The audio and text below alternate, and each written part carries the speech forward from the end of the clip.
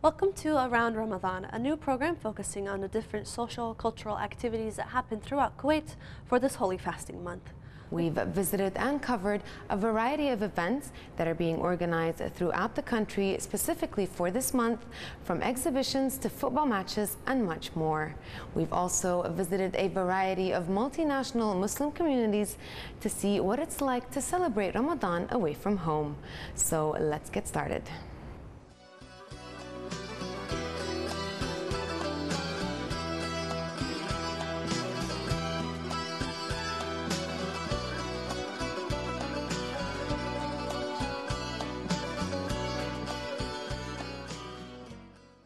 Ramadan isn't only famous for social and spiritual activities, but also it is famous for its indoor soccer tournaments here in Kuwait. Today, we're covering the most renowned indoor soccer activity here in Kuwait and in Ramadan. It is Abdullah Mshari Around Ramadan soccer tournament. Let's kick off the start of this segment and see what it is all about.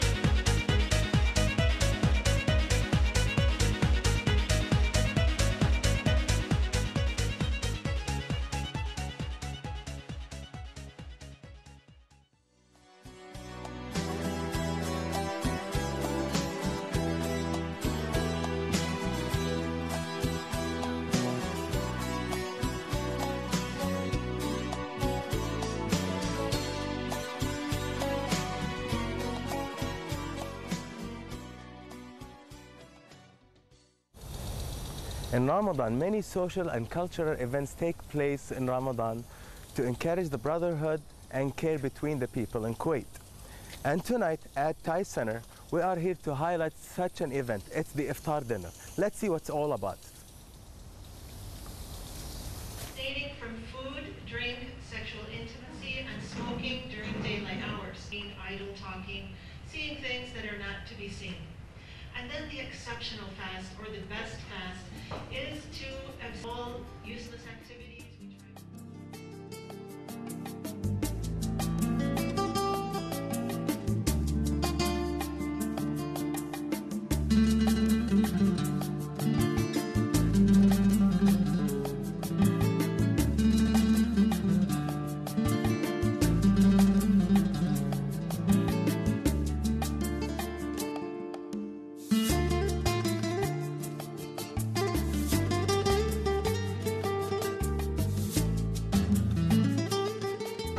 We're meeting with Dr. Teresa Lesher, the manager of Thai Center. Hi, Doctor. Hello, welcome. Well, thank you. Thank you for having us here. Thank you so much. You're most welcome. We're really interested to know what Thais is all about. Well, the Thai Center is it's really made for the expat Muslim, and the mission of the Thai Center is to empower expat Muslims who come to Kuwait with educational and social services. So we want them to settle in Kuwait with, more comfortably and more successfully. So we have a lot of classes, like we teach Arabic classes. We also have a lot of Islamic classes to help them, understand their duties as a Muslim and to help them integrate more into the society. And so we also have social activities, like tonight we have an iftar program, and we have a lot of other activities all throughout the month. Every day of the week there's something going on at Thais.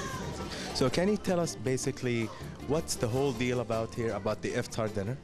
Well, twice a week, actually 3 times a week, we have iftar dinners, and we just invite anybody who wants to come, Muslim or non-Muslim, to share in the spirit of Ramadan, and you know, to learn more about Islam, to learn more about Ramadan, and then also to meet other Muslims. So it's a good chance for everyone in the community to like pull together and be like a, you know, one community.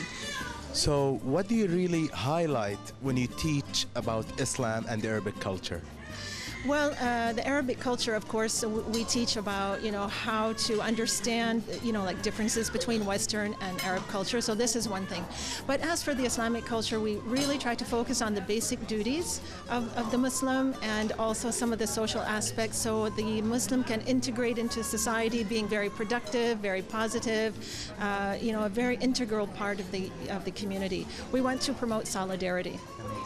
And what about ties being on the website? Do you guys have a website so that people can just look up your information, for example? Yes, we do have a website. It's tiescenter.net. And if you go to the website, you can join to receive emails about our events. We also have information about the social media. You know, we have Facebook, Twitter, Instagram. We're on everything. So yeah, that's how you find out. Thank you so much, Doctor. Any last words you'd like to conclude this segment with? Well, we'd like to invite all the viewers to come and have a look at TIES, to meet us, to see our activities, and to join us in any way they can. And you're always welcome. Thank you so much, Doctor. After we saw the astounding role of TIES Center in perpetuating the different values of the holy month of Ramadan, we encourage you all to attend such meetings on every Monday and Wednesday of the week. Now, let's move on to the Mexican community segment to see what they're all about.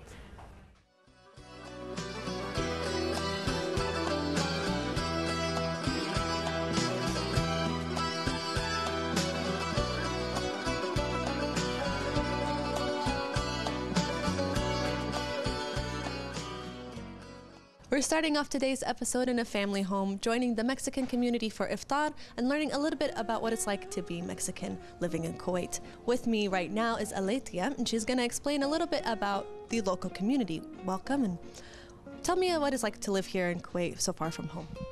Well, for me to live here is it's nice. It's very different, of course, compared with Mexico. But with the Mexican community we have in Kuwait, I found it very nice to live. Everything that I've seen, it seems like a very tight-knit community. Everyone knows each other's names. If somebody's going to have a baby, there's a big party. Can you talk a little bit about the camaraderie and what the community does together to kind of stay in touch? Yes. Well, we are a very organized community, I think. Every Tuesday we have a breakfast. We enjoy breakfast together, sometimes outside, sometimes in houses. But at the same time, we celebrate every birthday. We celebrate baby showers. So we are really in touch very often, and we are like a family. And every Tuesday you gather for breakfast? Every Tuesday, yes. So it's a very tight-knit, very committed group, but it's very friendly also. I've seen lots of people from, not just who have come here from Mexico, the community is very expanded. Can you talk about that a little? Yeah, I think the Latin community in Kuwait is big. So we are, as a Mexicans, we are organizing those kind of events or parties, we can say. But the Venezuelan community, I know some of them, is a big community too. So they have even their own reunions and parties and things. But I think we are people from every country from Latin America in Kuwait. Would you say it's formal or more comfortable and casual? Completely comfortable and not formal at all. I'm talking to Salma right now, who generously opened her home for us to join in this wonderful iftar dinner. We're going to chat a little bit about the menu that we're going to see today. Can you talk a little bit about the food? Well, I can tell you about the food that I made today, like when I was making the mole. It's actually just like the mole paste that, of course, we have to bring it from Mexico. We put chocolate. We put the very hot chili, and we fry it. We fry it with one tortilla, and we blend everything. And after that, we just put the broth of the chicken, and we put the chicken, and it's done. I mean, this food doesn't take more than 15 minutes to make, because for us, because we don't make too much food during Ramadan. We just take it as another meal. Like today, you see a lot of meal because we have different friends, and every friend brought a different dish. But every day in my house is only one main dish. One main dish, soup, drink, water, and dates. Wonderful. What else will we see in tonight's meal? Today I made the tortillas, the flour tortillas, and like the horchata too, like the one that we make with the rice. We put the rice at night with vanilla and cinnamon and water, and then we blend it the next morning with two kinds of milk, the carnation milk and the regular milk, and we put sugar and ice. So this is what we have. Did you like the horchata? Oh, it's delicious. It's my favorite. Absolutely. What else? Obviously, the meals are consistent of very different things that we would see maybe in a more traditional Middle Eastern home. What else makes iftar different in the Mexican community? What it makes different for us is like we all work together. We all put the table together. We all clean the dishes together, and we help each other. We help each other. And together. this isn't the first time you've hosted iftar. No. We actually do it at the end of Ramadan, not at the beginning, because we have to be with the family. But this year, since, I would say 3/4 of the community, of the Mexican community, already left for vacations. And I've been here 18 years. So I think this is like the 13 or 14 year that you've hosted. Yes. Wow. So what is so important about making sure that you gather, not only just for celebrating birthday parties or baby showers, but also to come together as a community during Ramadan? It's not just during Ramadan. It's for us, it's during the whole year. Because when we are in need of this is my family. This is my family, and when we are in need of anything, we always help each other. So for us, it's important to meet as a community, and as friends, and as sisters. ¿Cuál es Ahora sí, ¿La mole? Está picante, ya te veo. ¿Quieres verduritas, baby? Maja, can I have one spoon of mole? Okay. Son parecidos a una arepa. Ajá. En Venezuela. Sí, ¿Sabes algo? sí. Pero ya en Argentina no llega. Lo más común es hacerlas de chicharrón. Se hacen de chicharrón de puerco.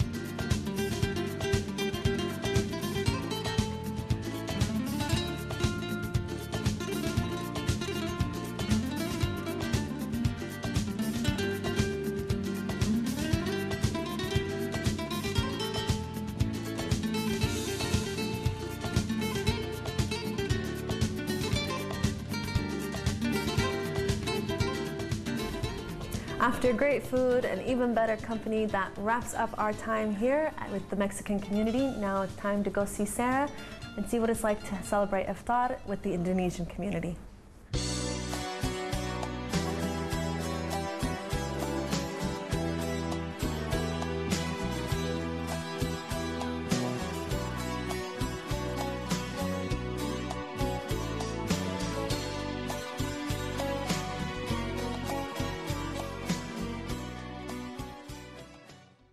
Indonesia is, it's a big, populated and diverse society.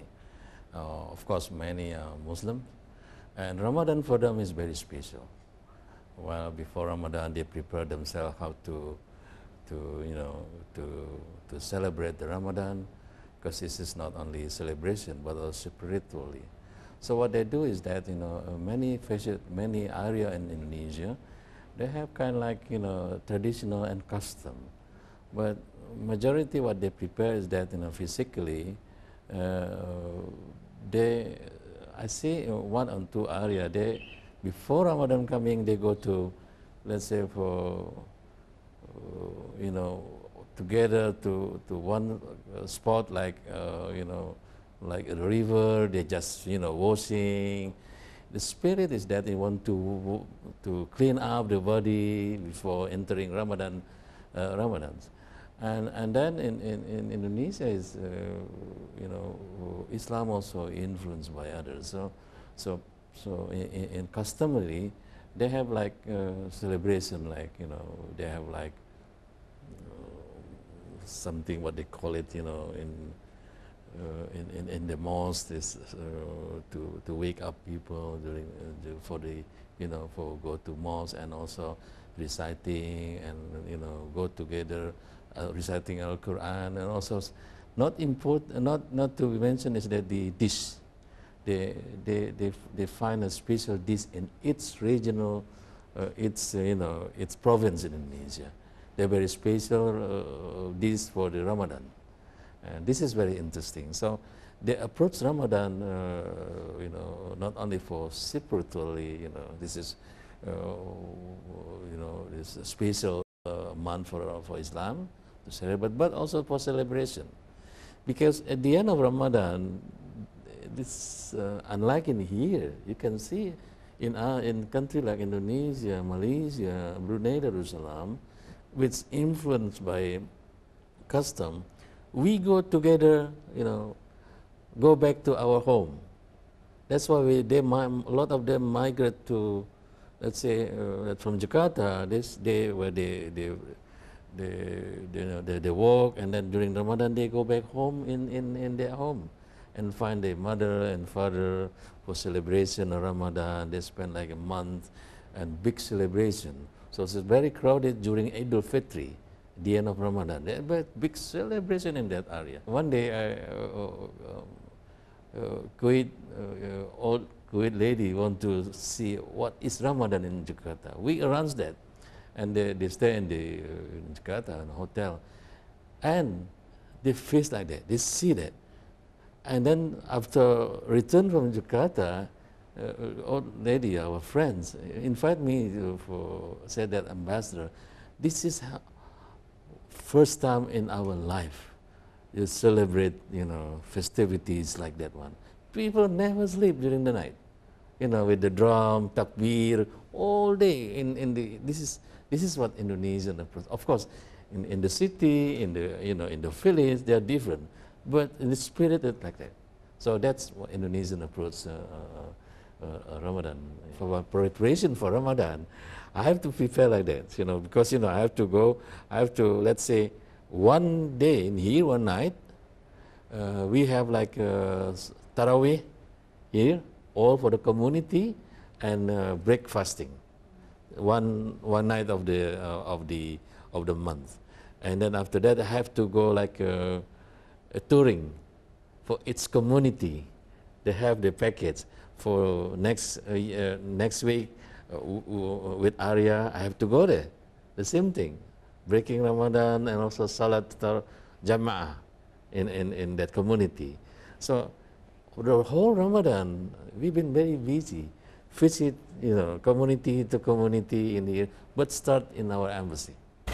Now we will visit a traditional Indonesian family living right here in Kuwait to see how they break their fast during the holy month of Ramadan and the traditional and typical dishes that are usually served on their iftar tables.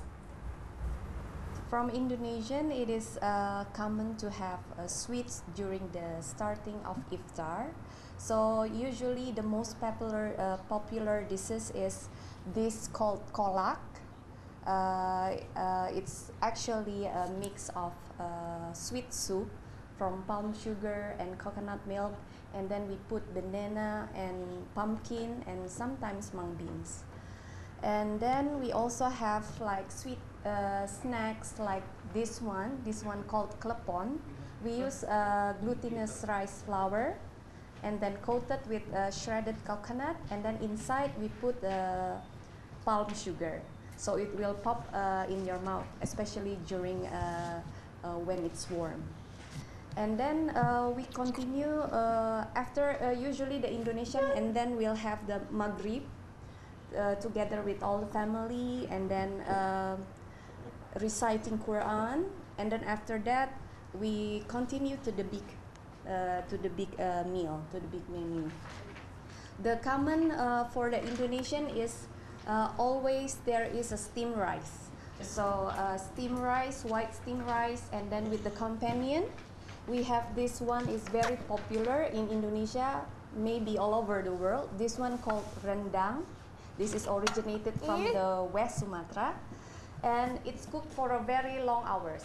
It took maybe 7 or 8 hours to make these dishes. So it cooked with the coconut milk until the coconut milk dry and become darkened. So the meat actually is naturally preserved. We can put maybe it will last quite longer, maybe 3 months in the fridge. And then there's Japanese grilled chicken, this one sweet. And then we also have this one, my husband's favorite, anchovy, spicy anchovy with eggs. And then the most popular as well is tempeh. We call it tempeh. It's actually a soya bean cake. This one make quite spicy, but sometimes the Indonesian tend to just fry it plain. And then the famous one also for the vegetable is called gado-gado. Gado-gado means mix. So it's basically the mixture of your favorite vegetable, and then you can put eggs, potato, carrots, or cucumber, whatever you like. And then you put as a dressing the peanut sauce. It's really good. And then sometimes you also put crackers like this. So it's crunchy, yummy, and healthy for you. So that's all. And then we have fruit for the companion as well. And basically that's all for the iftar for Indonesian.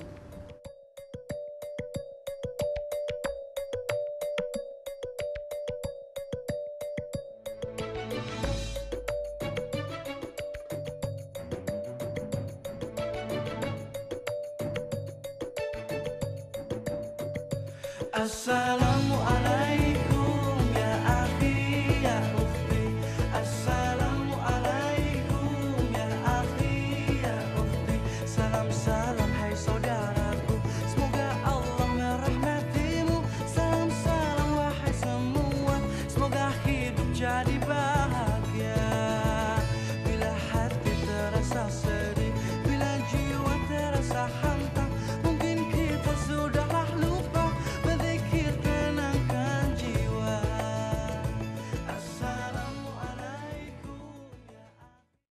Speaking of a general concept of Ramadan in Indonesia, the Indonesian look Ramadan as a time for Indonesian Muslims to put more time for prayers and to do deeds that are going to please Allah Subhanahu wa Ta'ala. So that's practically how the Indonesian sees the Ramadan in general. Conceptually, this is translated down to how the social and individual in Indonesia interpret Ramadan. Individually, this means that people will tend to put their effort more on how they pray, on how they fast, and how they interact with each other. Socially, this is for Indonesia, Ramadan means a time to share with the others and to show compassionate even to the non-Muslims. So that's how the Indonesian approach Ramadan generally and conceptually. Well, there are certain activities which is specifically you can find in Indonesia. For instance, there is this tradition back home that before sahur time, all kids wake up earlier than their parents. They want to do an activity what they call to be sahur patrol. So what it means is that all the kids gather together. They try to find anything that they can produce sounds. Their duty is to make sure that no one miss sahur time. So believe me, they can make some noises. And it's hard for people back home to miss sahur time thanks to these kids. If speaking about Indonesian, we share the same passion to food like the Kuwaitis does. So practically, if you want to gather Indonesia, the key word is just saying Indonesian food will be served, then you will have us all gathered in one place. Speaking of activities, most of it, we have a social base, we have organizational base, but mostly, to my view, is based on this similar profession. So we have plenty of Indonesian that work in oil sector, we have plenty of Indonesian nurses, we have plenty of Indonesian engineers that works for the defense ministry in Kuwait. So practically each of us have their own communities, but in certain time, every 3 months we gather, usually in the embassy, just to say hi to everyone. Certainly there's our extended family are not here, and so that's something, the biggest factor that we lost. And there are, the Indonesian is known back home in Indonesia, how lively is Ramadan back home. This mentioned from the Sahur patrol that I just mentioned to you. Then afterwards we have the mosque that recite the Quran 24/7 and firecrackers. So some people will bizarre to hear that what is the relation between firecrackers and Ramadan. But back home there is some link between firecrackers and Ramadan. Most kids will play with that, and even though the government is trying to educate people for not playing too much with the firecrackers because of the dangers that we will bear, but still you cannot take away that tradition. Even though we lost that, but living in Kuwait, we learn other traditions like courage before the Ramadan, the end of the Shaban month. Then we experience the gergeran, in the 15 months of the Ramadan. So this is something that we learn, and we will share with our relatives back home, how the Kuwaitis trying to live up the spirit of Ramadan. Those that living in Indonesia knows how passionate we are with the Eid. So the preparation before Eid starts at least 2 weeks before the Eid itself. Some people, again, they repaint the house just to show that in the Eid we become clean again. We have redeemed our sins, and that's why we're going to show that we will come out with clean house, with the new clothes, the best clothes that we have. So you will see that before the Eid, people will cram to the market trying to get the new clothes, the best clothes that they can, and the mothers start to stack up the food because they want to have very special dishes for the Eid.